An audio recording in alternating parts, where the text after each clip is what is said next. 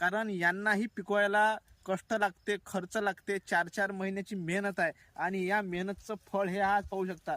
हे निसर्गाचं आहे, निसर्गाला आपण काही नाही करू शकत, पण जेणेकरून आपल्या हातात, सरकारच्या हातात भाव देणं असते, हे आपण शेतकऱ्याच्या पिकांना दिलं पाहिजे.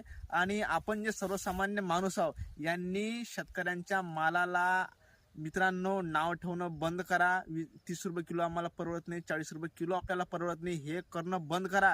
कारण आयफोन सिरीजचा जेव्हा आयफोन लॉन्च होतो ना, तेव्हा एक महिना त्याची बुकिंग सुरू असते आणि तो 1.5 लाख रुपयाचा जेव्हा आपण आयफोन घेतो तेव्हा आपण गरीब होत नाही.